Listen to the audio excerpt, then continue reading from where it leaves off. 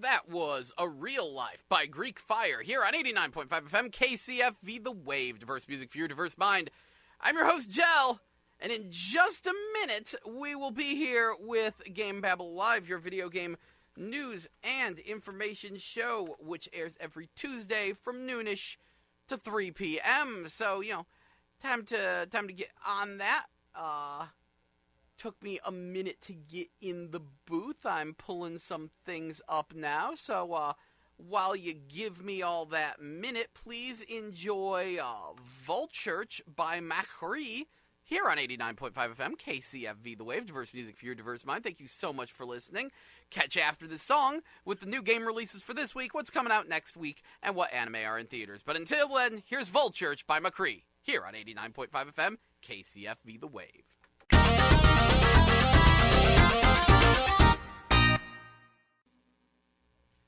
That was Vulchurch by Macri here on 89.5 FM, KCFV, The Wave. Diverse music for your diverse mind. I'm your host, Jel, and welcome to GameBabble Live, your video game news and information show, which airs every Tuesday from noon to 3 p.m. here on 89.5 FM, KCFV, The Wave. So we like to kick the show off with new game releases for this week, what's coming out next week, and what anime are in theaters. So let's get that show on the road and talk about that. So, first of all, PlayStation 4.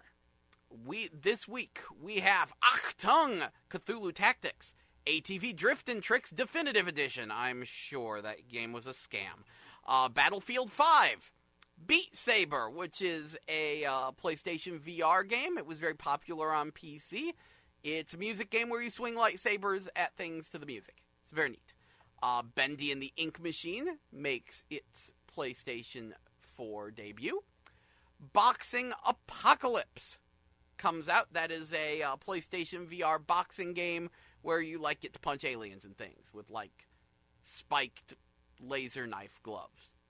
There's also Crow the Legend, Farming Simulator 19, Flashback, Gundamoniums, Jurassic World Evolution, The Secrets of Dr. Wu, Marvel's Spider-Man Turf Wars, so DLC for that great Spider-Man game, Mecha Wars Desert Ashes, Omen of Sorrow. I assume that would be a physical release of the unusual little fighting game that came out a little bit ago. Like a week or two ago, really. Squishies, Valkyria Chronicles 4, The Two Valkyria, and YouTuber's Life OMG Edition.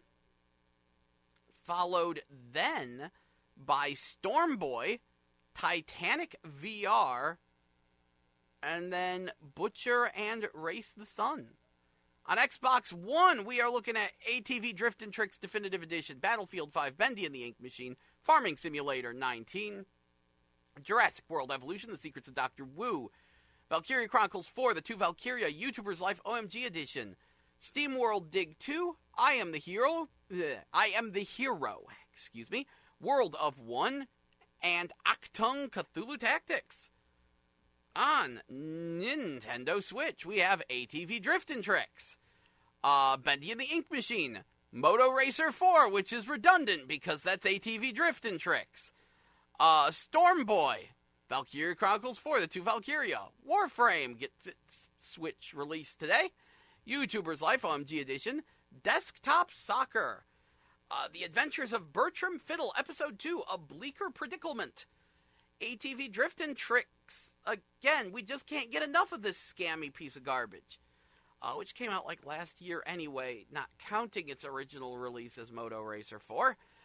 Battery Jam, BB and Tina, Adventures with Horses, BB Bloxburg, Big Broom Race 3, Gem Crash, I Am the Hero, Mrs. Splosion Man, oh, that's surprising, she's getting a release, Nidhogg 2, Panda Hero, Party Hard, Peace, Death, Complete Edition, Please Don't Touch Anything, Steamberg, Waku Waku Sweets, Word Sudoku by Paugi, Zeus Quest Remastered, and Cosmic Star Heroine and Forever Forest.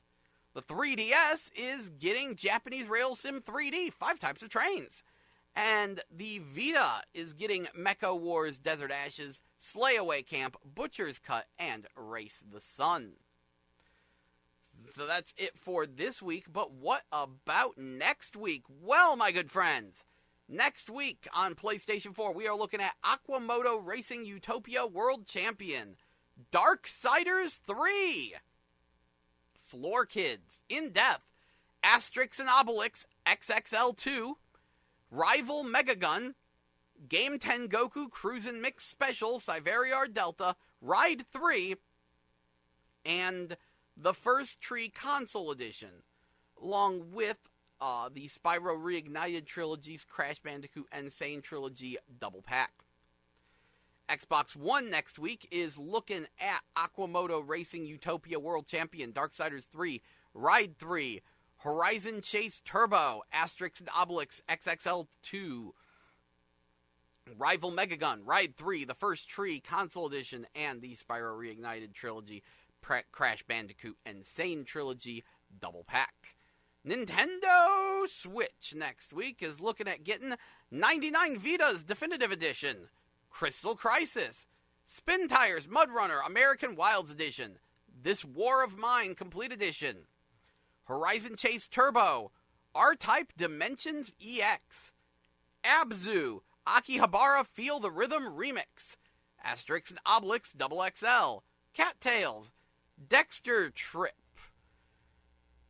Gelly Break, Gensokyo Defenders, Nairi Town of Shirin, Rival Megagun, Roller Coaster Tycoon Adventures, Screen Cheat Unplugged, Stardust Galaxy Warriors Stellar Climax, Ark Survival Evolved, Coffee Crisis, Escape Dudeland, Harvest Life, Okuno KA, Cyvariar Delta, the First Tree Console Edition, and Rock Bosher's DX Director's Cut. 3DS has nothing coming out next week, nor does Vita. That sums up our new game releases. How about anime in theaters? Well, today is the last day to see Laputa Castle in the Sky as part of the Studio Ghibli Fest 2018. It is in theaters dubbed today. And then, Pokemon the movie The Power of Us will be in theaters November 24th, 26th, 28th, and December 1st. And hey, here's a new one. Mirai will be in theaters November 29th and December 5th and 8th. I know nothing about this. Filmed by Mamoru... What's that say? Ilusoda? A little hard to see. Doop-doop-a-doo. Anything else? Not that. Looks like that covers it. So there you go. New game releases for this week. And next week, what anime are coming to theaters and whatnot. So that's a good pile of random stuff. Very interesting things there. So, as we move on with the show, we will, of course, be taking a break before we come back. But what are we coming back to? Well, this week we've got a lot of interesting things. You know, we've got our regularly scheduled complaining about Soul Calibur 6. Only this time Namco Bandai might be listening. We've got some Dead or Alive news, almost making me care about the game. Got some Super Robot Wars news. But then, of course, the main thing that is dominating today's discussion would easily have to be the Pokemon Let's Go games, Let's Go Pikachu and Let's Go Eevee. Got my hands on that, played a good chunk of Let's Go Pikachu because I figured everyone else was buying Let's Go Eevee. Why would you ever buy Let's Go Pikachu? Someone's got to be the guy to trade with. And then, following that, you know, there's some interesting talk of about Fallout 76, as well as some interesting hijinks involving Sony and the distinct lack of an E3 appearance this year. So, all sorts of nonsense coming up. I feel like I'm missing something, but mostly I think the discussion of Pokemon Let's Go will take up a good chunky segment. Same thing with Fallout 76. So we will certainly be getting on those momentarily. But until then, it is indeed time for the break. So here is I Do Dat by Young Hayes here on 89.5 FM, KCFV The Wave, diverse music for your diverse mind. Thank you for listening, and stay tuned for more GameBabble Live.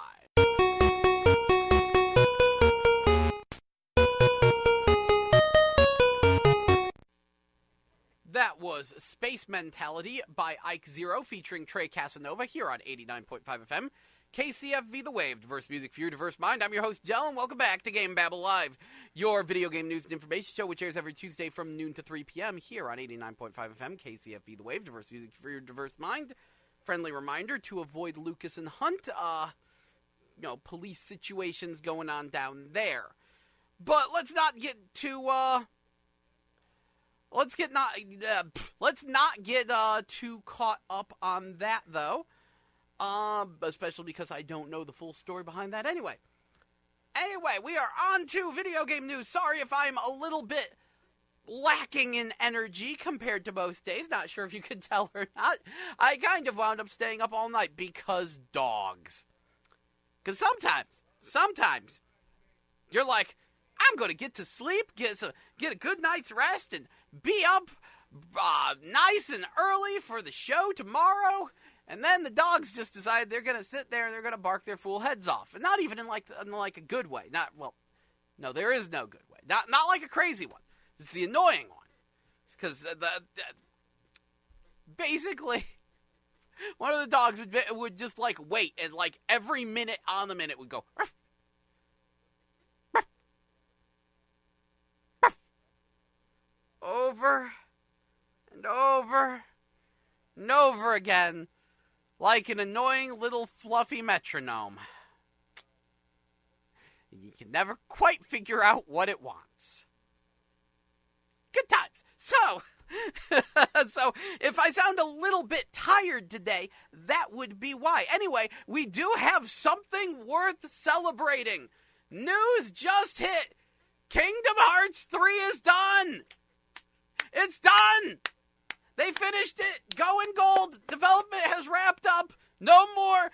Nomura has had his hands handcuffed behind his back. No more additions. No more changes. We're done. We're done. Ship it. We're good. Kingdom Hearts 3.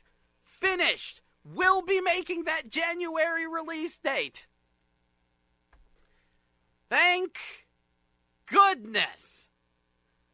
I'm not a super big Kingdom Hearts fan, but I feel bad for every single one of them, as we've been jerked around about the release of Kingdom Hearts 3 for like a decade now. Because this was supposed to be our last console generation. It was supposed to be on PS3. People bought PS3s to play Kingdom Hearts 3, and now they had to buy PS4s to play Kingdom Hearts 3.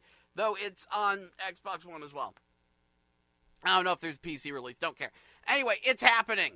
It is happening. It is done. They released an extended trailer to remind you that Kingdom Hearts 3 is officially done. They got trailers for it in front of movies. It's done. Kingdom Hearts 3 is finished. It's gone gold. Is being released. No more delays. Hopefully. Shouldn't be. Unless like a crazy bug pops up or something. Probably not. It's done. And thank goodness for that. Moving right along. So, let's talk about the Sony thing. So, Sony just announced they will not be at E3 this year. This has a lot of people raising their eyebrows. You're like, Sony, you're just not going to be at E3? Well, apparently, I heard on a live stream from some people who were at E3 last year that, that makes sense. No one showed up for Sony's booth last year. Apparently, it was empty at Sony's booth for E3 this past year. So, it makes sense that they would go, yeah, you know what, maybe we'll hold off on that. Especially because, rumor has it that they are gearing up to reveal the PlayStation 5. It will likely be shown at the PlayStation Experience. Lots of rumors that it will be out in either March or November of like a year or two from now. Something like that. Lots of rumors floating around. Supposedly, A lot of Sony patents for PlayStation VR stuff is starting to pop up. So a lot of folks are thinking that they're going to bake in some VR tech. Goodness knows that's what I'm hoping for. I love my PlayStation VR. I still prefer it over PC VR. Still less of a hassle. And yeah, if they make a PlayStation VR 2 for the PlayStation 5 and they get everything worked out, that could be a major selling point. I know a lot of people are like, I didn't know the PlayStation VR did that well. Well, it sold 3 million units, which is all right enough, but it is also like the market leader in VR right now. You know, VR doesn't have a super big install base. A lot of people picking up PlayStation VRs because it looks like the easiest way to do real VR, which I will certainly vouch for from my nightmarish experience. You might have heard from previous episodes trying to get PC VR working. Ugh. Yeah, those headsets are badly designed. The non-PlayStation VR ones. Kudos to Sony for designing a good headset. But yeah, so I'm thinking it's looking like they might just build that into the system, which, fingers crossed, something I'd really want, something I've been saying I want for the PlayStation 5, would be VR support for every game, just natively. Just, like, I'm not talking like full first-person arm control. I mean just the ability to view any game in VR, in 3D, completely surrounding you. And if they do that, I know a lot of people are probably groaning and going, ugh, VR's not that big a deal. And I understand. There's an upside to that, though. If every game supports VR, they have to support 60 FPS. You can't do a VR game that runs at under 60 FPS. It can cause motion sickness and nausea and all sorts of issues with the tracking. You gotta run at a smooth 60. PC, they prefer 90, but Sony does this crazy thing with frame doubling. Make 60 work. But the point is, with PlayStation, if you're going to do a VR game, you gotta run it at a solid 60. So, everyone going, I wish the next generation would promise me 60 FPS games standard. Well, VR might actually help with that. You know, how about that? There's an upside to all this. Something for all of us to be happy about. But the main reason I bring that up is that Team Luminous over at Square Enix, what's left of the Final Fantasy 15 team, is supposedly working on a PlayStation 5 game. There have also been a lot of rumors about pretty much everything shown this past E3 being a cross-generational game, meaning it'll be released on both like PS4 and PS5. Maybe the same disc will support both. Who knows? We'll find out as we get closer to the PS5 release. Personally, I think I could still stick with PlayStation 4 for another year or two longer. Actually, that's probably what's going to happen. But honestly, the move to PlayStation 5 is going to be a weird one. If it has baked in VR support, that will be another major point in its favor, because, yeah, no, the PlayStation 4 looks fine.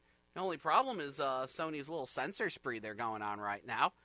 I actually kind of like the PlayStation 4 until Sony did that, which, we have some stories about that later in the show, let me tell you. Let's see, so, but of course there have been a ton of rumors about Sony trying to chase the Switch dream. I don't think they're going to do that. Not entirely. One of the rumors I heard was that coinciding with the release of the PlayStation 5, they'd be releasing some kind of streaming gaming tablet. That's probably going to be a disaster. In fact, I will guarantee that'll be a disaster. Streaming gaming doesn't work. For the most part. It is a dumb idea, and people should feel dumb about it.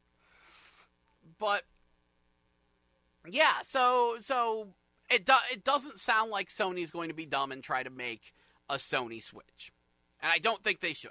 Because as flawed as the Switch is, it is also a hard act to follow. Especially when your previous console was the PlayStation 4. You're still expected with your next console to make something more powerful than the previous console.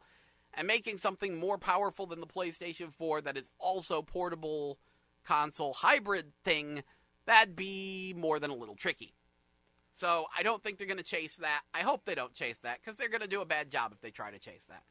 I think a greater focus on VR support built into the system will prove to be a boon for the PlayStation 5 if they don't botch it, because, I am very much questioning Sony's new direction, what with them moving their entertainment division's headquarters to California, making Sony more of an American company than a Japanese company now, and I don't think they're entirely have their heads on straight. This fully explains why the Vita was discontinued.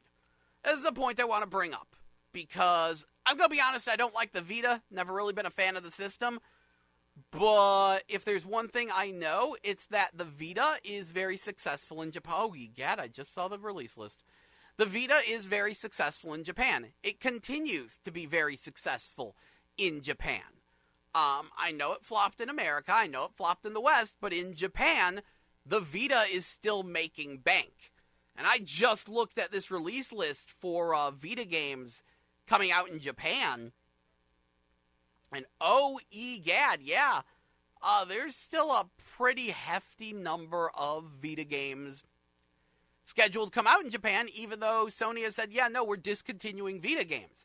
I actually think they might be discontinuing Vita games too early, and that's the kind of dumb decision a Western developer that is completely oblivious to what's going on in Japan would make. Because, yeah, Vita flopped here in America. No one talks about the Vita. Vita's a punchline. Vita's a joke. Vita's incredibly successful in Japan. Yo, go figure. So I think that might have been a bad move on their part. Moving on, though. On the other side. Oh, yeah, before we move on. Speaking of the Vita being discontinued, the new game from Vanillaware, 13 Sentinels Aegis Rim, has been set to release date to be announced. It is not exactly canceled, but it is in a limbo state. The Vita version, though, is canceled. Now then, on the other side of the street, more than 1,000 games have now been released for the Nintendo Switch. Big round of applause. Good job, Nintendo. They are celebrating that, and it is certainly something worth celebrating. Your system's just out. People wondering where the games are. There are over 1,000 games on your system now. Good job. Here's hoping you can keep that momentum going. Let's see, what else do we have here?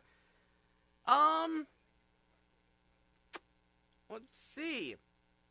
First of all, Jump Force, the new big Shonen Jump crossover anime fighting game, has announced that Rurouni Kenshin and Shishio will be present for Jump Force. Doesn't matter what their creator did. Kenshin is in Jump Force, as is Shishio, along with custom characters. I think I mentioned that on a previous broadcast, that there are custom characters for Jump Force, and that does indeed have me interested and curious where they're going to go with that. Looks like character creation might be pretty okay. We'll find out. Meanwhile, in a similar zone, Dragon Ball Xenoverse 2 is adding Super Saiyan fully powered Broly to tie in with the upcoming movie. He's not out yet, but when the movie hits, you'll have more Broly. Because you can never have enough Broly. No such thing as too much Broly. Let's see, what else have we got? I think that about does it for small announcements, other than Soul Calibur 6, my favorite punching bag, which apparently I need to punch a bit more. So, Namco Bandai has set out a survey allowing people to discuss what they feel about Soul Calibur 6. I had some fun with that one. I had a lot of fun with that one. It's a little disconcerting because they actually ask you, hey, what characters do you feel are overpowered? What characters do you feel are underpowered? And it's like, oh, please, Namco, don't balance the game based on a survey. But they might. I had some fun, though, because they did ask you, hey, what features did you really like? What features really disappointed you? Oh, hey, do you have any further comments? Go write them in this box here. And I might have written them a novel in that box there. Oh, geez, I actually copy-pasted my response. You've been recycling character models and content since Soul Calibur 4, but every time providing less. Soul Calibur 5 was basically Soul Calibur 4 with less content, and Soul Calibur 6 is basically Soul Calibur 5 with less content. I'd just go back to Soul Calibur 4, but the gameplay is too slow. Seeing the creation parts are the same as Soul Calibur 5, except missing over half the stuff is insulting. Selling Tira as DLC is insulting. Having Lizardman and Huang's movesets in the game but unusable is insulting. Having worse netcode than Soul Calibur 5 is insulting. This game is an insult to fans, and you're expecting us to pay for content you cut from this game? The season pass should be free. Also, what in the entire heck is with putting reversal edges in your combo strings? Why? What good does that do? You've essentially made poisoned combos, where if you do the wrong string, your character just takes it from the opponents. That isn't even getting into how awful reversal edges are. There's no risk, all reward. Oh, and good job on having not only the smallest selection of stages ever in the entire series, but the most boring as well. What's sad is that the game is still fun, and I'd still rather play this than Tekken. It's almost like real time and effort went into this game a decade ago, but now it's just the reheated leftovers of a once gourmet meal, and people are only eating it up because the rest of the genre has turned to dog food. Next time, maybe give the Soul Calibur team the actual time and funds to make a good game. Either that, or just have them make a new Urban Reign with better characters. That's what I wrote to Namco Bandai. I forgot I stashed it in my notes. I could say more, but I decided to keep it short and concise. And yeah, it was kind of annoying too, because they were like, why did you buy the game? And there was no option for, I'm a fan of the series since Soul Edge in arcades. There was no, I'm just a fan of the series. I buy every entry in the series. That wasn't an option. But my friends bought it, and I want to review it for on YouTube. Were two options, so I clicked those. They're true. I'm curious to see what they do, because it's starting to look like, even though the Soul Calibur fans they enjoy the game, they are starting to admit that, yeah, this game has a lot of problems that need to be fixed and is a disappointment. It's just, they love Soul Calibur. It's a fun game to play. I mean, what other Soul Calibur are you going to play online, right? You're going to play Soul Calibur 6, whether you like it or not. I think a lot of the fan base is in that boat. Certainly the boat I'm in. And I think hopefully they will make that known. I'm curious to see what Namco Bandai does about that after being told, thanks for scamming us. Where the heck are the customization parts that you removed from the game? Where the heck are the characters? Where the heck is the everything? By the way, reversal edge is a stupid idea. It's going to be fun to see how they handle that. Gonna be a hoot. So, that's where we're at with that. It is time for us to take a quick break. But when we come back, we will discuss more things. Maybe the new DOA news, maybe some Fallout 76, and certainly Pokemon Let's Go is on the agenda. Anyway, though, it's time for us to take a break, so here is Green and Blue by the Kevin Lucas Orchestra here on 89.5 FM, KCFV The Wave, diverse music for your diverse mind. Thank you so much for listening, and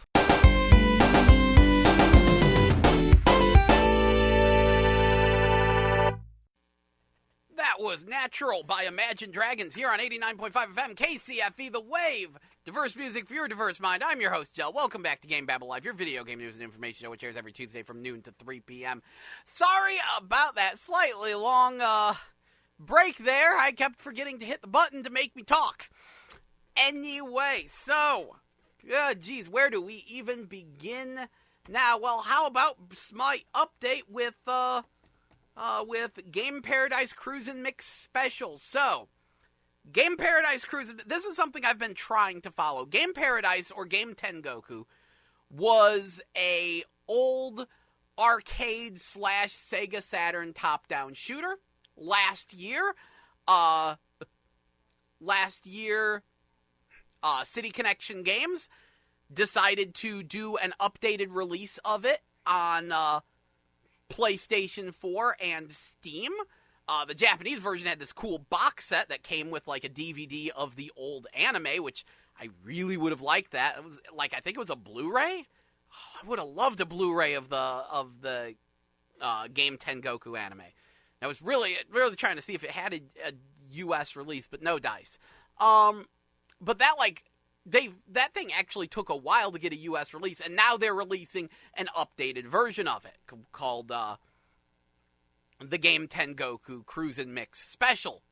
Now, initially I was a little iffy about this, but turns out if you already own the game, you can upgrade, and it will be coming to PS4 and Steam at the end of the month.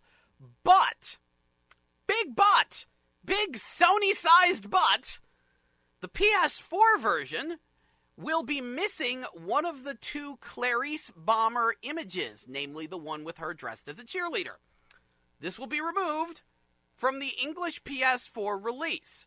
Now, the publisher, Dejika Games, says about the Clarice Bomb, this is not about Sony, but an unfortunate situation that arose due to more complicated circumstances. I can't say a lot about the details of the situation, but it was not a decision made by Sony, and it was not a decision made in order to censor the game.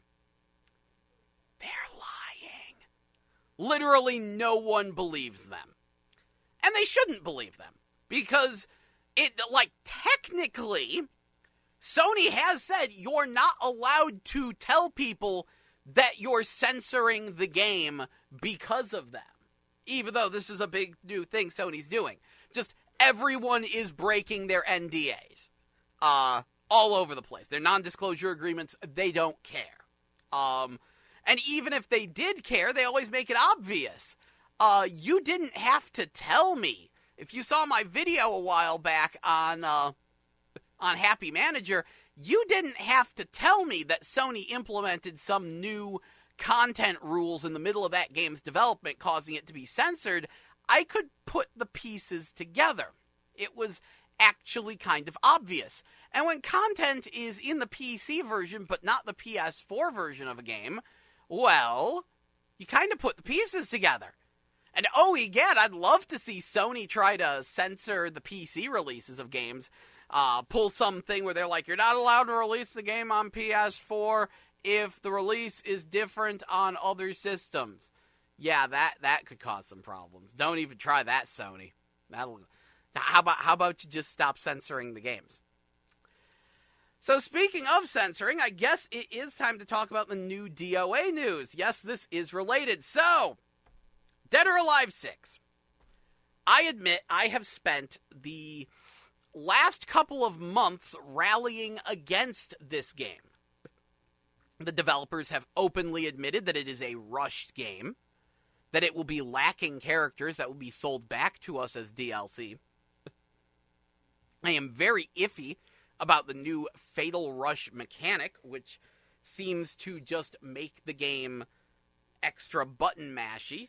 Like, that is the literal intended purpose of the game, is to make beginners look like pros with a unblockable, untechable, or not unblockable, but an uncounterable attack string. That's not going to break the game at all. And, yeah, it looks like it could have some problems. Oh, yeah, there's going to be no tag mode.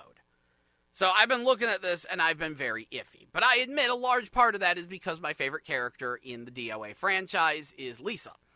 Not just because I like her as a character, but because her playstyle is vital to my enjoyment of the game. I know that makes me very weird. A lot of people can't play Lisa. But I can't play DOA without her. I've tried. I need very distinctive moves in order to be able to enjoy a character. I'm rather good with this character, and everyone else I like in DOA just has terrible movesets. Like, I'd love to use Lei Fang, but everything she does is just pushy shoves and spinny kicks. I can't make sense of that. I need something flashy. I need some freaking capoeira up in here. Well, good news. The latest DOA 6 trailer has shown Kokoro, Lisa, and a new character, Nico, who seems to be stealing Lisa's shtick of being a mad scientist. Nico is apparently going to be a young blue-haired girl who does pancake-silat fighting style, quote-unquote, while also shooting electricity, and appears to be a mad scientist for DOATech, or rather the reborn the spin-off company from DOATech after they went under and Helena took over. Long story with the plot. Point is, it looks like she built Robo-Rido, so that's interesting. But yeah, no, the trailer actually references Lisa getting hit by rocks. Because when she shows up to you, it's like, you feeling better now? And it's like, guess she is. Apparently, like, and they're like trying to drop some kind of hint about it, that she has risen from the ashes, quote unquote, like a phoenix. So who knows what kind of super science BS Lisa might have up her sleeve. I guess the only reason I'm a little salty about Nico being a mad scientist and that being Lisa's shtick is because there's no tag mode. You wanted to make them tag partners, then we could talk, because Lisa only has one tag partner, if I recall, and that's just Tina. Like, no other tag partners. You want to give her an actual tag partner for tag mode, I'd be very, very happy, but there's no tag mode. Anyway, the game is starting to shape up and look more like DOA, if you catch my drift. I'm still iffy on it, though. But at the same time, I mean, man, after Soul Calibur 6, it almost feels petty not to get DOA 6, even though I'm very, very iffy about it. Because, I mean, at least they're adding, at least they're, the stages look nice. It has a story mode. And I do care about the story mode, because I'd love to find out what the deal with Marie Rose is. So, yeah, DOA 6, still coming. It has a new customization menu, which don't get too excited about. The customization provided by DOA 6's customization menu is pretty much the same as what you have in DOA 5 already. You know, multiple costumes, multiple hairstyles, glasses on and off. You know, that kind of a thing. But due to the way it's set up, this could allow for them to sell more hairstyles and glasses separately. Fingers crossed this will actually let Lisa wear glasses, because she canonically does, yet she's the one character that can't because of it. It was a convoluted thing. Anyway, what's nice about it, this will basically be a good quality of life change. You can save up to like 7 different preset preferred costume combinations. And that'll be good, because anyone who played DOA 5 has likely had the experience of trying to play the game online and scrolling to their favorite costume within the character select time limit is very hard, as there are over 50 costumes per character in DOA 5 now. Actually getting to your costume can be a bit of a trek.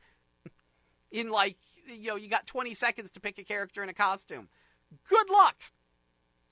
So, yeah, that could be a very much appreciated quality of life change. Still iffy on the game. Still going to be lacking characters. Still not going to have a tag mode. Still, flagrantly rushed. I cannot stress that enough.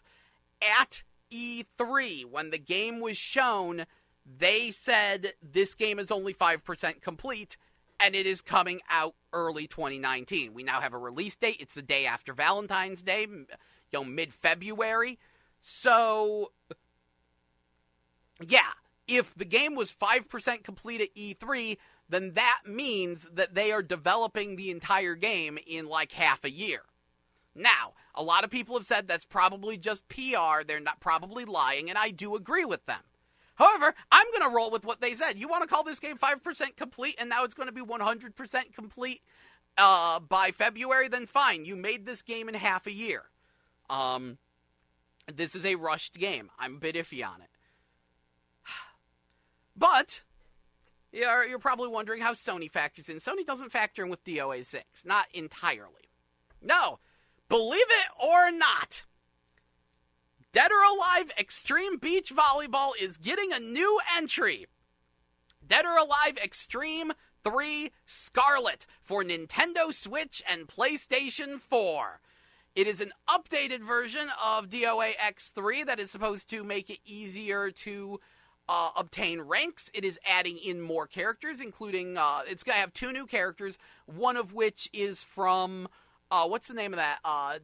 DOAX Venus Vacation, which is the browser game. We don't know who the other character is. I have a feeling it'll probably be Nico.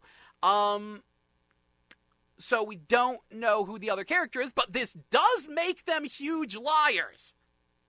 Because they said that the reason why they didn't have the entire roster of DOA in DOAX3 was because they couldn't add more characters. Oh, look at that. Look at them adding more characters. How'd they do that? Must be a bunch of geniuses. Just saying. Character roster for Dead or Alive Extreme Beach Volleyball 3 was a little on the disappointing side. But I am happy to hear it will be coming to Switch and PS4. Now, here is what has been said. The Nintendo Switch version will feature a new 4D soft engine using the HD Rumble feature to let you feel that soft engine. So that's happening. Meanwhile, the PlayStation 4 version will have PSVR support. However, they have said that certain DLC outfits will not come to PS4, and it will not have the skincare items.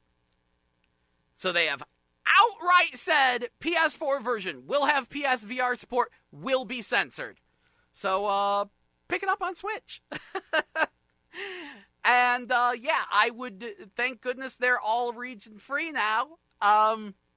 And, yeah, this is one that I would say the Switch release will probably be fine. Because the character models are technically from last generation, and the environments are, in some cases, from 2 generations ago. Extreme 3 was made on a very small budget due to the lack of an international release. They have not said anything about it getting an English release, but I kind of expect it to get an English release. And goodness me, look at the time. I do want to say, though, before we go on yet another break that I will try to make shorter this time, I've got things to discuss. Before we go on another break, I want to say, I am so happy with how much Sony's censorship spree has become a meme. I like the way this is being handled. Because every time there's a weird Japanese game coming out, in the comments, someone, or like 50 people in some cases, all say, wow, I wonder how Sony will censor this. Nah, this isn't going to come to PS4. I'll wait for the uncensored Steam release, etc. I like this. I like this approach. Because it needs to be said, censorship is always bad. I know people can make arguments in its favor, but trust me, having been into gaming since the 80s and going through the censorship nonsense of the 90s, you have no clue how much we lost due to video game censorship. There's a lot of people going around talking about how we need more gay representation in video games. There was actually a decent amount of gay representation back in the 90s. It's just it all got censored out of the US releases. Like my boy Eagle back in Capcom vs. SNK 2. Favorite character in that game. Yeah. All of the quotes that revealed that he was gay were removed from the US release.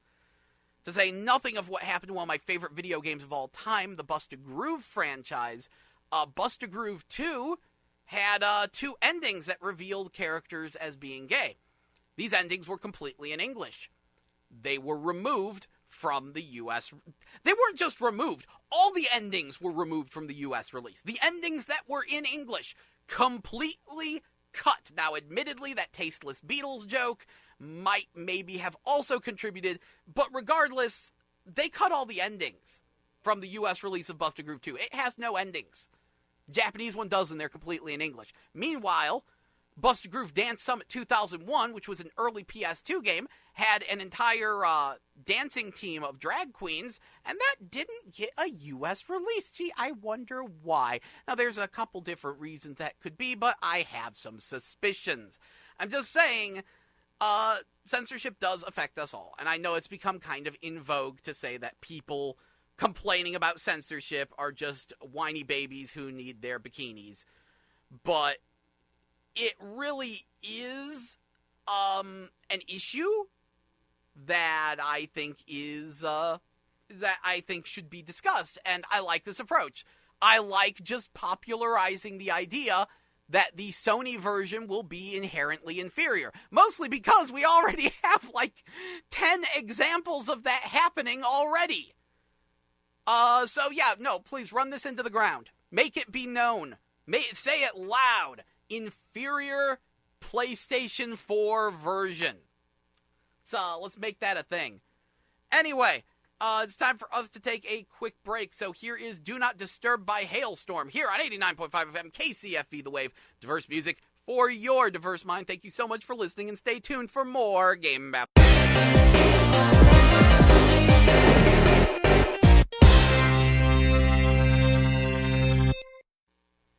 That was Suit and Jacket by Judah and the Lion here on 89.5 FM KCFV The Wave. Diverse music for your diverse mind. I'm your host, Jell, and welcome back to GameBabble Live, your video game news and information show, which airs every Tuesday from noon to 3 p.m. So, welcome back to the show. You know, as big a crossover event as Super Smash Bros. Ultimate is, it ain't the only crossover worth mentioning. Especially when it's a series like this. That's right, a new Super Robot Wars has been announced. Super Robot Wars T, the T is for Terra, and it is getting an English Asian release. And yeah, I'm very excited about this. We've got a really great lineup of mechs this time around, and the newcomers are very surprising. Newcomers this time around are Expelled from Paradise, Cowboy Bebop, Magic Knight Rayearth, and Captain Harlock. What? Okay. Harlock's in Super Robot Wars now. Why not? I mean, we had the Yamato a few games ago. Why not get Harlock in there? And if you're hearing that list of anime, you're going, wait, what the heck is this? Allow me to explain, because I love telling the ludicrous story of Super Robot Wars. You see, way back in the 90s, Bandai realized they owned the copyrights to do games based on a bunch of old giant robot series that, only a handful of fans cared about. So they said, hey, it wouldn't really be worth it to make a game about one of these shows, but what if we had them all team up together in a crazy crossover strategy game? And so they made one, they put it on Game Boy, and it was a big hit. So they made another, and they added more series. And they made another, and added more series. And another, and another. It is now the 25th anniversary or 2016 was the 25th anniversary of the franchise. So it has now been 27 years since it all started, and apparently there have been more than 90 Super Robot Wars games. And very few of them ever get to come to America. Because, unfortunately, while Bandai owns the rights to most of these shows, in Japan and the Asian region, in America, the companies that own the copyrights to each of these shows varies wildly. And actually getting the rights to put these characters in games in the West just plain isn't worth it. Because Super Robot Wars is admittedly not a big-budget AAA game. It's very much a by nerds, for nerds, or otaku to be more specific, game. The series, like I said, it's a turn-based strategy game. And honestly, on the map screen, the presentation isn't that good. All the presentation effort goes into the gorgeous attack animations, which are always in 2D. See, they tried to do some 3D Super Robot Wars in the past, and they looked like garbage. And nowadays, the people who would want to buy these games would rather have 2D sprites instead. And the animation looks freaking beautiful. They've really mastered the craft here. Anyway, so yeah, what Super Robot Wars is, it's a big crossover strategy game where a bunch of giant robots from a bunch of giant robot series, and Harlock now, all get together to fight, to unite against a greater evil. And it's super awesome. But like I said, normally these games don't get English releases because you can't release them in America. But something has changed in the way video games are released now. Video game companies have finally removed region locking from all systems. Xbox One, PlayStation 4, and Nintendo Switch are all region-free consoles. Meaning that you can buy a Japanese game, pop it in, and it works. It'll still be in Japanese, but it works. You won't need to modify your system to make it work, like you did in the past. So because of this, they're like, wait a second, there's a lot of people who speak English in the Southeast Asian region. What if we just, released it in like Hong Kong and Singapore in English, and then if it just happens to make it to America, what's the big deal? And indeed, there are plenty of reputable game distributors in Hong Kong that you can use to pick up a copy of these games. This will actually be the third Super Robot Wars with licensed mechs in it that is getting an English release. Previously, Super Robot Wars, X and V, I think? Yeah, X and V had English releases, and before that, OG The Moon Dwellers had a very bad English release. That was not a good translation.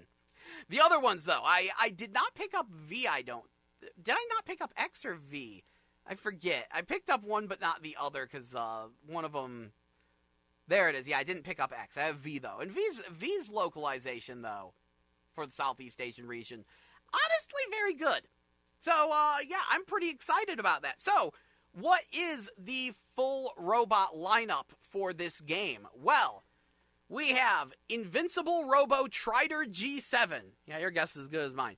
Aura Battler Dunbine. New story of Aura Battler Dunbine. Mobile Suit Zeta Gundam. Mobile Suit Gundam Double Zeta. Mobile Suit Gundam Char's Counterattack. Mobile Suit Gundam Char's Counterattack Bell Torchica's Children. Mobile Suit Crossbone Gundam. Mobile Suit Crossbone Gundam Skullheart. Mobile Suit Crossbone Gundam The Steel 7. And returning and making me very happy, Mobile Fighter G Gundam. Domon, Sai Saishi, and Alan B. Beardsley are all confirmed. Noble Gundam is in the game. I am a happy camper.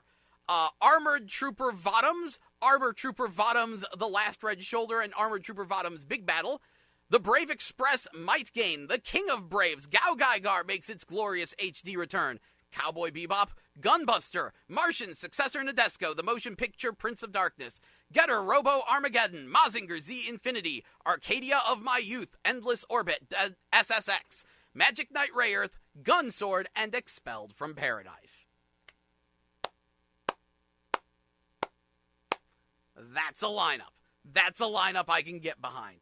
Wait a second, did I say, Getter Robo Armageddon? Good. I did say that one, because that's one of the ones I like. I'm all about the G Gundam and the Getter Robo Armageddon, and it's great to see Cowboy Bebop, Magic Knight Rayearth, and Harlock show up. So I'm super excited to play that. We don't know a release date, they just announced it, but we do know systems. This one is on PS4 and Switch. This is the first Super Robot Wars for Switch. And the good news is that this is a new story. Sometimes you get Super Robot Wars games that are like actual direct sequels to previous ones. Not the case here. This is a standalone story. They have specifically said first-timers to the Super Robot Wars series will enjoy the novel worldview and standalone story. So, yeah, you don't need to know anything for this one. But, that is one to keep an eye on, one I'm very excited to play. I'm just happy that we finally have the loophole we needed to play Super Robot Wars in English here in America.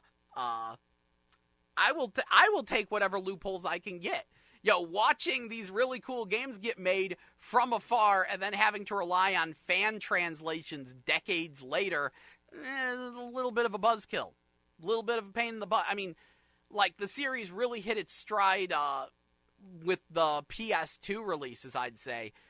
And PS2 emulation and translation is still an iffy thing. So I'm glad that we have that all figured out. Cripes, I'm happy about that. That one makes me happy. Anyway, I think I've got a few more announcements to make. Let's see. So ESP Raw Day is coming to PlayStation 4 as part of M2's Shot Trigger series. The Shot Trigger series is M2's name for how they're handling a bunch of classic arcade shoot-'em-ups. They are relatively pricey releases, but they come with a lot of extra features and widgets and things to make them worthwhile for the hardcore shoot-'em-up fanatic, willing to pay a premium price for a really solid port and lots of nifty extra features. But M2 is also making a new Alesti game. Alesti being a classic shoot-'em-up series. It's been in the works for about a half a year now. They'll be making a new Alesti, and I trust them because, in case you can't tell, I am a huge fan of M2 and their work. I constantly talk about how good a job they do. They are the premium retro porting company. They do a good job with their ports. If they have to, they will rebuild a game from the ground up in order to make it as good a release as possible. They're responsible for a lot of things like the 3D versions of classic Sega games for your 3DS, as well as, of course, the recent Sega Ages releases on Nintendo Switch. And they also made some original-ish games, like they did the thing that earned them literally all of my respect was when they made the arcade version of Fantasy Zone 2. See, Fantasy Zone 2 was a Sega Master System game. So, it had no arcade release. And people always wondered, I wonder what Fantasy Zone 2 would be like if it was actually released on the System 16 arcade hardware like Fantasy Zone 1. And M2 actually did this by making a brand new System 16 Fantasy Zone 2. They actually did release it in arcades as a promo. It ran on System 16 hardware. Fantasy Zone, they really did go back to the original hardware in order to build a new Fantasy Zone 2. They also made the depressingly delisted Konami Rebirth games, Gradius Rebirth, Castlevania The Adventure Rebirth, and Contra Rebirth on the Nintendo Wii, among many other things, so I trust they will do a good job with Alesti. And Konami needs to really get on re-releasing those games, because they're good, very good, and there's no way to get them. On that note, I've been thinking, one of the reviews that I really need to, finish and make is of a delisted game called Hoop World. It's completely scripted. I think I have all the footage. I just need to sit down, record the audio, and edit it all together. And I've just been not doing that. But one of the games I've been wanting to do this with, Hoop World, is a delisted game. And I just realized, especially after that last Soul Calibur 6 stream, where we tried to play a little bit of Real Steel at the end, which is also delisted, there are a lot of really good games that have been delisted. And that's a shame. I need to produce more episodes of my YouTube show in general, but I'm starting to think I might be leaning towards focusing on delisted games that people don't talk about. Because everyone knows about Scott Pilgrim vs. the World. Everyone knows about PT. But there's a lot of delisted video games that are really good and pretty much gone forever.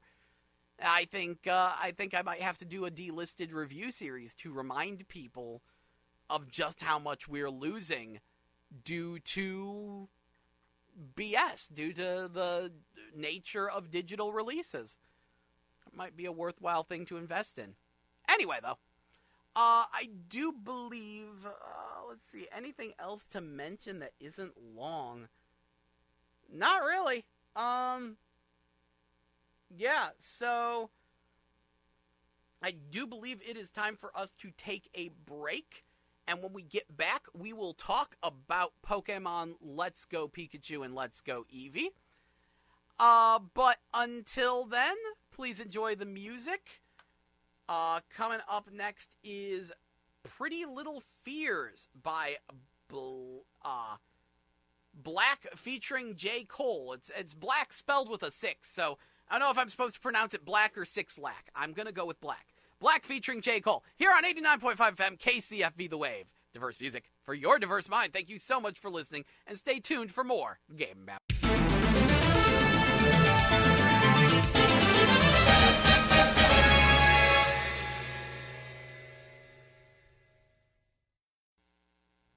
That was You'll Be Fine by Palais Royale, here on 89.5 FM, KCFV The Wave. Diverse music for your diverse mind. I'm your host, Jell, and welcome back to GameBabble Live, your video game news and information show, which airs every Tuesday from noon to 3 p.m. So,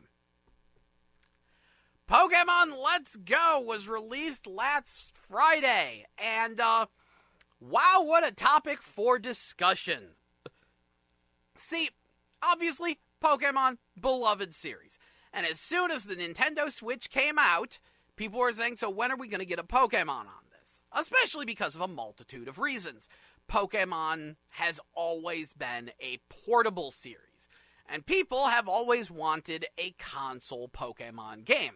I mean, we got our Pokemon Stadiums, and Pokemon Coliseum and XD Gale of Darkness had kinda sorta console adventures, but they weren't really a full-fledged, proper console Pokemon game. And people wanted that. So when the Nintendo Switch came out, merging the worlds of handheld and console, people said, so does this mean we get a console Pokemon game? And Game Freak confirmed it. And there were actually a lot of rumors early on that they were just going to port Sun and Moon to it, because it was really weird that Sun and Moon, came out so close to the Nintendo Switch. They were like, oh yeah, they'll do a Star version on Switch, but that never materialized, much to our disappointment. And people were asking, when we get Pokemon on Switch? When's Pokemon on Switch? We want us some Pokemon on Switch. Well, Nintendo did a special press conference a couple months back, revealing Pokemon Let's Go Pikachu and Let's Go Eevee for Switch. And oh egad, what an emotional roller coaster. People saw it, they were like, yay, Pokemon's gonna be on Switch. Oh, wait, it's some kind of weird Pokemon Go tie-in thing. Oh, but the graphics look so good, but they don't look as good as they should. Oh, but it might be good, up and down and up and down. And a lot of people, when they saw the catching mechanics and the fact that it's going to be a tie-in with Pokemon Go, wrote it off as being stupid casual garbage that wasn't going to be very good. Indeed, the catching aspect wound up being a major sticking point. You see, Pokemon Let's Go Pikachu and Let's Go Eevee has no wild Pokemon battles, and this ruffled a lot of feathers. Instead, when you run into a wild Pokemon, you use your Joy-Con to throw Pokeballs with motion control and catch them like Pokemon Go. Nearly identical to Pokemon Go. In fact, the game even links with your Pokemon Go, and you can transfer Pokemon from Go. That's how you get Melmetal. So, that wound up, that factor was way too emphasized in the trailer, and the battling wasn't. So a lot of people to this day think the game has no real Pokemon battles. It does. Trainer battles are still there. You can even fight people online over the internet. But they didn't emphasize this enough in the trailers, and so people focused way too much on the Pokemon Go style catching mechanics and thought that it was going to be a garbage game. The only reason there wasn't more backlash for this is because, unlike Blizzard, the fine folks at Game Freak said, oh, by the way, the next mainline Pokemon game will be coming to Nintendo Switch next year, 2019. We'll show it to you then. So everyone's like, yay, we just have to wait a year for the next real Pokemon game. Pokemon Let's Go is a stopgap, and it is indeed an easier Pokemon game. The back of the box even says that it is a good Pokemon game for first-timers. And that is such a silly statement because Pokemon is already a kids game. Technically, it's marketed towards kids. I know plenty of adults play it. Plenty of everyone in this studio plays some form of Pokemon almost. But it's marketed towards kids. So the idea of let's make a easier to play, dumbed down Pokemon game, yeah, that does sound really stupid. Even though the series has kind of changed since then. So, Pokemon, despite this fact, there was still a midnight opening for Pokemon Let's Go Pikachu and Eevee, despite the friggin' snowstorm. And I did attend, and there was a sizable number of people who showed up for it. Not tons, but enough, and rest assured, none of them were first-timers. And yeah, so lots of people picked the game up, brought it home, and a lot of them have been pleasantly surprised. So, what is the game? Pokemon Let's Go Pikachu, Let's Go Eevee is kinda sorta a remake of Pokemon Yellow. Meaning that you're in Kanto, it's the original 151 Pokemon, plus a few, technical extras, and, Melmetal. And yeah, you have either a Pikachu or an Eevee hanging around beside you. Why an Eevee? Well, because in the original Pokemon Yellow, your rival got an Eevee. So now it's let's make it where your rival gets either a Pikachu or an Eevee, depending upon which version you get. And yeah, they just, ride along on your head or on your shoulder, and they, wag their tail when they get near items. You can pet them and play with them and dress them up and mess with their hair to give them different hairstyles. You can actually give them an afro if you use all 10 fingers on the touchscreen and massage their scalp. Good, goofy times to be had with that. So yeah, it's like that, but it's also a little bit different. The idea behind Pokemon Yellow was to make a version of Red and Blue that was more like the TV show where you had the pet Pikachu and Team Rocket showed up. Well, now Jesse and James do a little bit more in this one, but this one is also interesting because you are not playing as Red, Blue, or Green. You are playing as some kids that leave Pallet Town a little bit after them, because they want to have some slightly original protagonists, and it does have some twists, and like I said, it has the whole Pokemon Go style catching mechanic instead of wild battles and whatnot. The game has a ton of quality of life changes. Your Pokemon PC box is no longer in the PC. You keep it in your bag. So you no longer have to swing by a Pokemon Center to swap Pokemon into and out of your primary party. It does have a system where you can send Pokemon back to Professor Oak in order to get candies and raise stats.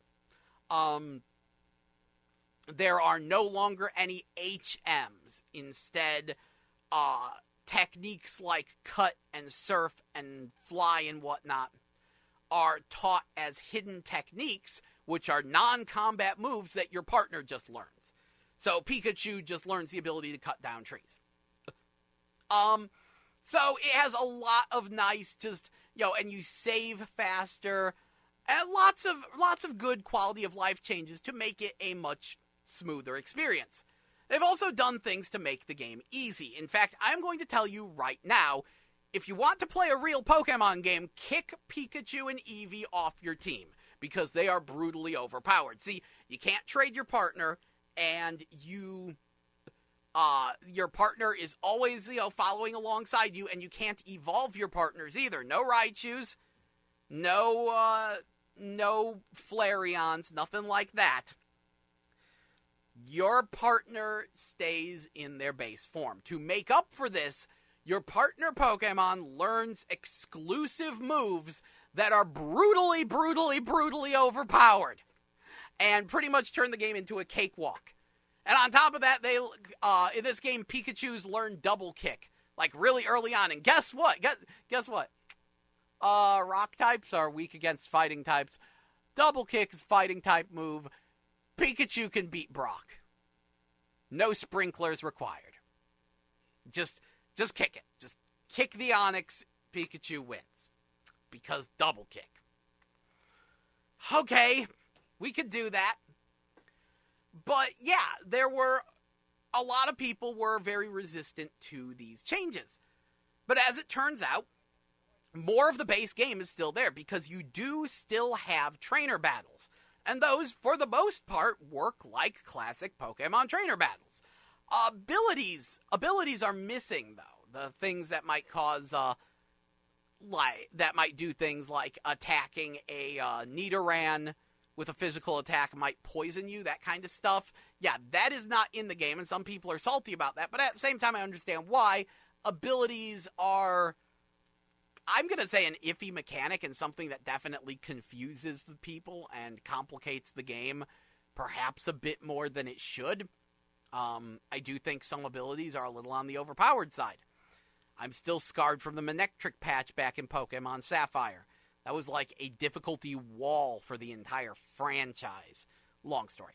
Anyway, so abilities aren't there. But at the same time, other elements are there. Like, later in the game, you do get Mega Evolutions. Stuff like that. I've heard people saying that the game has no breeding, but I haven't tested it out, but I did find a daycare center, so I think breeding might be in this game. It's really hard to tell. And that's sort of the thing. A lot of people think that Pokemon Let's Go Pikachu and Let's Go Eevee is more dumbed down than it actually is.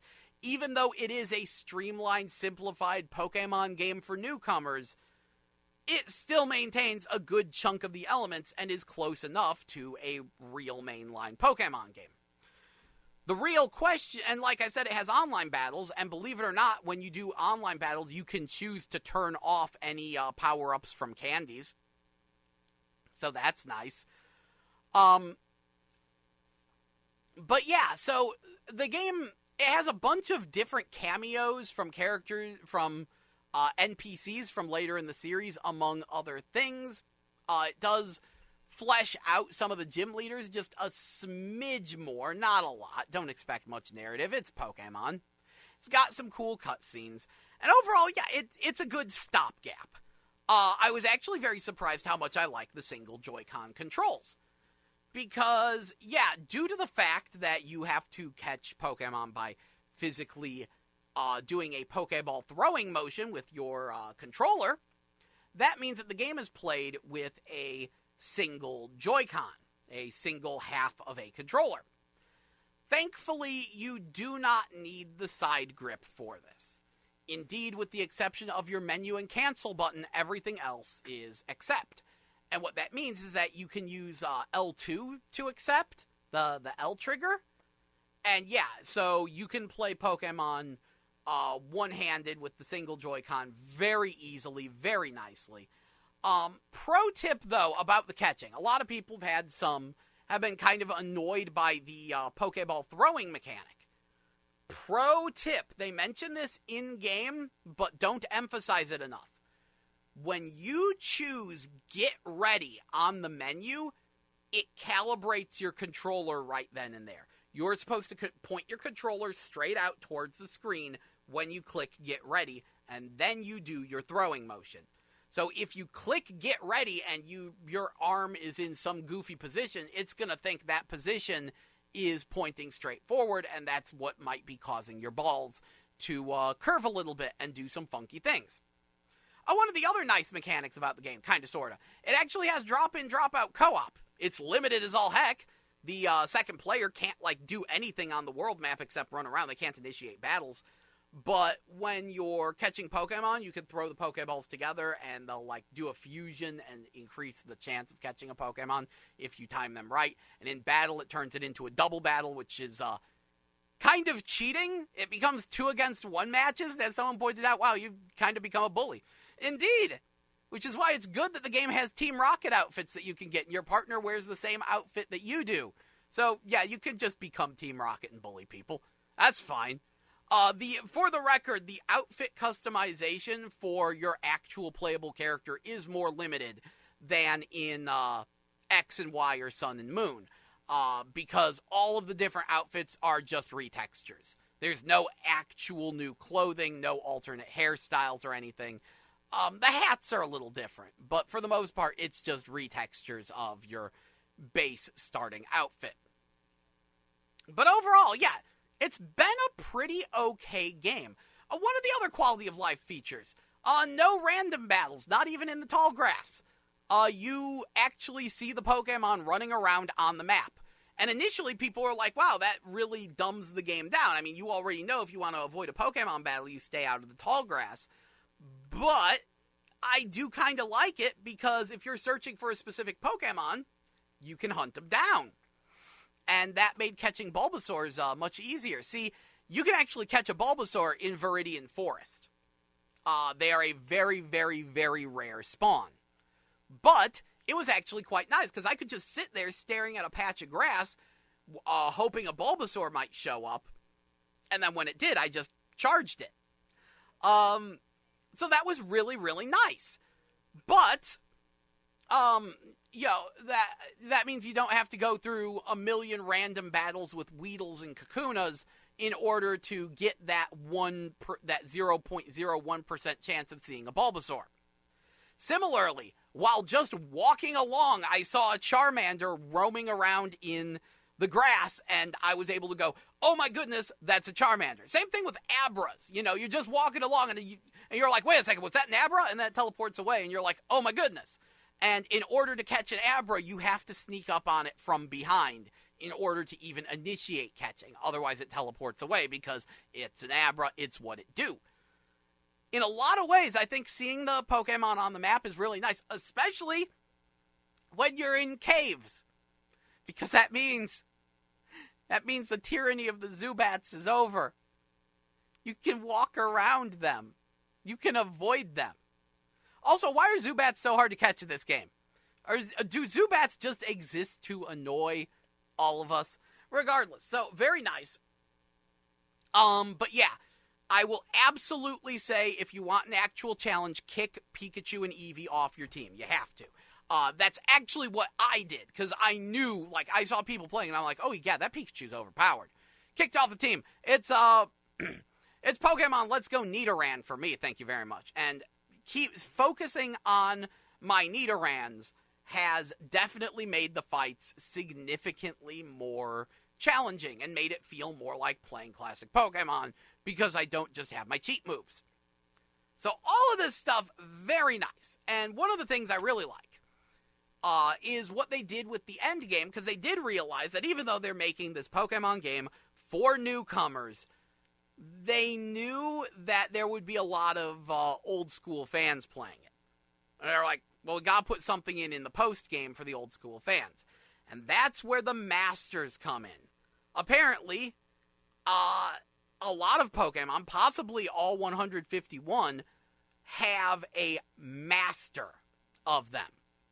And that master trainer only, if you ask to battle that master trainer, it is a one-on-one fight, that Pokemon only. So if you want to face the Gyarados master, you only get to use a Gyarados, no items, and you will face off against their Gyarados one-on-one. Whoever wins takes the title of Gyarados Master.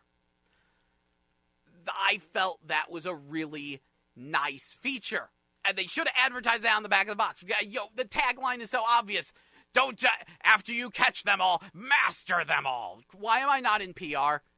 Nintendo, hire me. I'll do your advertising. Please. Would have been easy. Having said that, like I said, it is still a slightly simplified Pokemon game. Not everyone is a fan of the motion-based catching, and I understand why. A lot of people do feel the lack of abilities is a problem. I'm not entirely sure how the online works. I think I saw someone get a random match, but I don't think I don't know how if there's any way to just get random matches. The way it actually works, it's not friend codes either.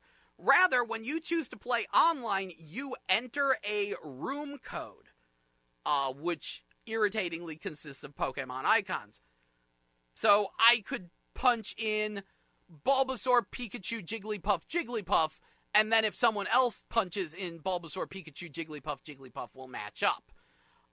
This is better than letting it be like friend invite only. I'm going to say that. Because that means that if you're a streamer, you could just say, fight me IRL, Bulbasaur, Pikachu, Jigglypuff, Jigglypuff, and then people could just jump in and fight you without you having to find out what their friend code is and friend them and then send them a fight request and all that other BS. No, you could just type that code in. So, thank goodness for small conveniences, but I still don't see a just let me fight random people online option. Having said all of this, the most awkward thing about Pokemon Let's Go Pikachu and Eevee would have to be the graphics, which both look fantastic and disappointing at the same time. A lot of people have commented that this is a beautiful looking game. It's bright, colorful, vibrant, and full of personality. It also doesn't look as good as Pokemon Battle Revolution, the early first-gen Wii game. So, there's that. It looks a lot like the 3DS games, except in high def. It's a high-definition 3DS game, and that's one of the big beefs that a lot of people have. Visually, it looks nice, but unimpressive. The battles could have been flashier. The presentation could have been better. Like, your characters are actually more super deformed than they are in the 3DS game. And nothing's, like, rendered to scale or anything. I mean, other than the battles. Actually, the sense of scale in the battles is really nice. Onyx is huge and towers over things. But, like, buildings aren't building-sized as you run around. And again, like, the lighting isn't as dynamic. The effects aren't as interesting. And, like, shoot, there are times you actually talk to people on the world map, and they stand there, same facial expression, and they just, like, hop up and down twice. And the main reason that I complain about this is that I would like to remind you that Pokemon is a long-running and very successful franchise that makes ludicrous amounts of money. It is probably more successful than any Final Fantasy game. So why don't we have a game with the presentation to match? I'm not asking for it to look like a Final Fantasy game. I'm looking for it to at least look like Pokemon Battle Revolution back on the Wii. I'm expecting, something. But at the same time, Pokemon Let's Go Pikachu and Eevee is a stopgap game. It is we know you want a new Pokemon game. We'd like to test some things out and see how you feel about them. Some quality of life changes. And we feel like we need to do something with Pokemon Go. So here's something we cooked up. And people are really just playing it because they need their Pokemon fix. And 2019 is a long wait for some people. And I think it kind of works as a stopgap game. Not quite up to par with the mainline series, but certainly a solid enough Pokemon experience that I have been having a good bit of fun with. But the big question is definitely going to be, can we transfer our Pokemon from Let's Go to 2019? And the answer to that is, we'd really like to, we're working on it. Apparently, everyone does want this to happen, they're just not sure if they can. Fingers crossed, and that's irritating, because that is literally the difference for some people as to whether or not they would want to buy this game. Because I understand a lot of people would be like, if I'm going to play a Pokemon game, but my Pokemon are just locked to that one game, no thank you. But people who are like, oh hey, I could get this to get a head start on Pokemon 2019, I can catch all my Kanto favorites and transfer them over, that would be a selling point for people. Unfortunately, we don't know if that's going to be the case, and we probably won't know until Pokemon 2019 comes out, and then maybe a month after that, because they might patch it in. Either way, that's what the situation is with Pokemon Let's Go Pikachu and Let's Go Eevee. Very nice games. For what they are, know that they're not 100% full-fledged Pokemon games, but they come a lot closer than you might think. There's a bajillion people streaming it. Just go watch a stream. Anyway, it's time for us to take a quick break, and then we will come back to briefly discuss the Fallout 76 drama and wrap the show up. But, like I said, We will be back after this break, so please enjoy Hate by Design by Killswitch Engage here on 89.5 FM KCFV The Wave. Diverse music for your diverse mind. Thank you.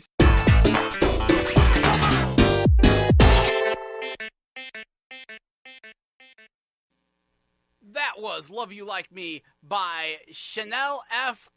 Conscience here on 89.5 FM KCFV The Wave. Diverse music for your diverse mind. I'm your host, Joe, and welcome to GameBabble Live, your video game news and information show, which airs every Tuesday from noon to 3 p.m. Meaning that we are indeed wrapping up the show, but if you are tuning in late and going, darn it, I missed the show, I wonder what this was all about, don't worry. I have been uploading these episodes to YouTube. Just type in GameBabble Live Archive. That's GameBabble, all one word, otherwise you'll bump into like two guys named Phil and Rick. They have a GameBabble too, but theirs has a space. So GameBabble Live Archive, GameBabble all one word, and you should slam face first into one of a couple different episodes, one of well over 60, and that'll lead you to the channel, and of course, the latest episodes. Takes me a minute to get them up, but I try to get them up within within a day or two of them airing, and you can also download them off of my Google Drive. So you can download the MP3s to listen to them on YouTube, whatever you please. Anyway, so I believe the last thing worth mentioning when it comes to the last thing worth mentioning when it comes to game news this week that's actually like relatively solid. There's a lot of rumors floating around about the situation going on at Blizzard. Let me tell you what, but I'll wait until we have more solid news, more juicy news before trying to figure that mess out. Fallout 76. Now, fully admit, I did not purchase this game. I don't like Bethesda's games. That might color my opinion here a little, but I've heard things. People are not happy with Fallout 76, to the point where one guy, destroyed a GameStop because he couldn't return it because it's a garbage game. What happened, though? People love Bethesda. People love Fallout. What happened with Fallout 76? Well, the idea was, this is going to be Fallout, but it's multiplayer. Yay! Except it's not exactly an MMO, but it's kind of an MMO, and the result is that it wound up being a survival game. It wound up being Rust. It wound up being Ark Survival Evolved, but Fallout. And because of that, it wound up being incredibly disappointing, because it's still running on that same engine they've been using. It's still incredibly buggy, but the thing that most people would excuse a lot of those bugs for, which is the NPCs, are nowhere to be found. There are no NPCs because, hey, it's online. The other players you meet are your NPCs, except that they're not really going to play with you. For some weird reason, people just strangely do not seem to,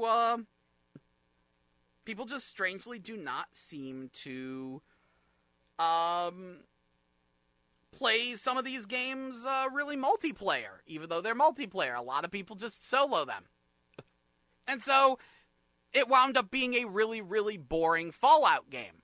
There's a lot of weird quirks, okay, you can build your own base, but as soon as you leave the server, all the items you use to build your base go back into your inventory. And the base building, and this was sort of the thing that got me, looks really clunky. And it's I've played Fortnite, and I've seen how Ark Survival Evolved works, and those do the same kind of base building, except better. And it's oh geez, that's the problem, isn't it? See, Bethesda's games, let's just be blunt here, have always had issues. They've always been incredibly buggy. They've always been rather ugly, if you want to be honest. And honestly, they've had terrible melee combat. That's been my sticking point. That's the whole reason why I don't like a lot of Bethesda's games.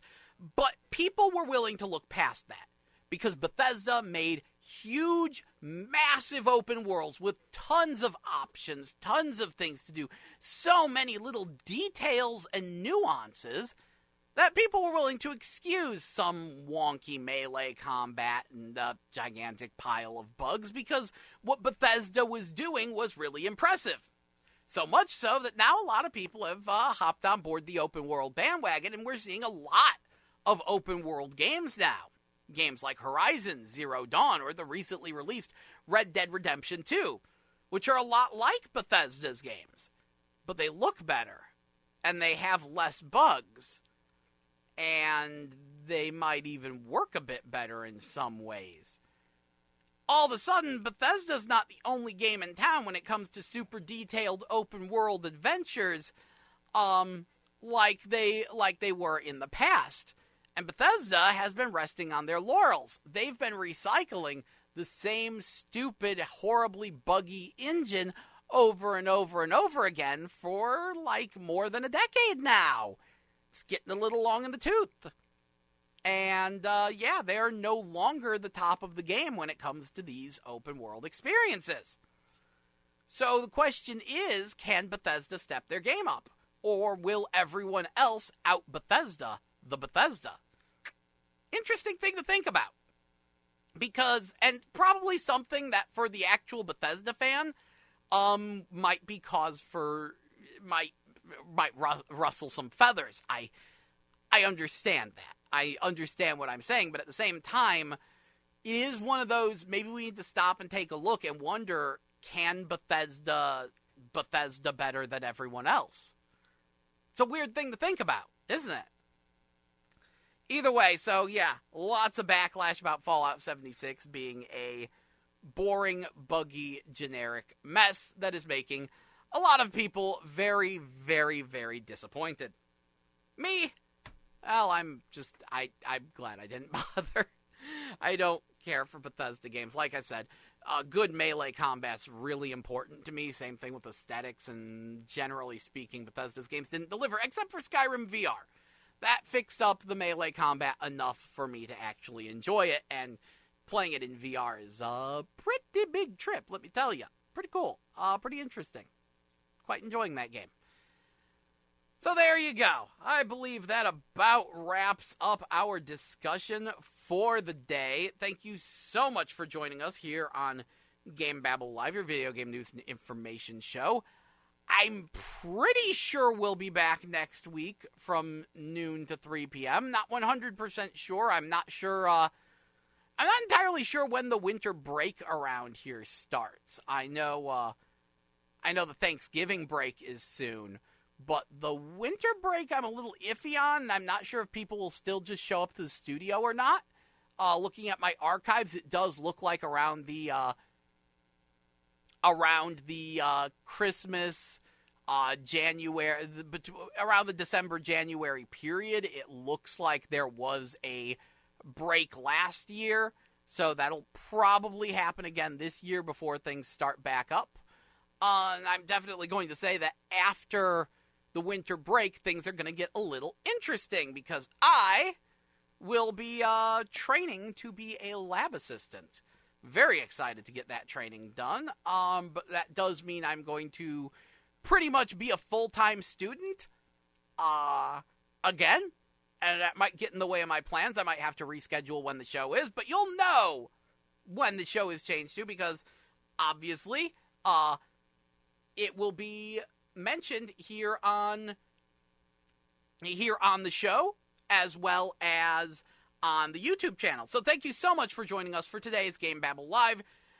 Catch you again next week. Here is Hold Me Tight or Don't by Fall Out Boy, here on 89.5 FM KCFE, The Wave. Diverse music for your diverse mind. Thank you so much for listening and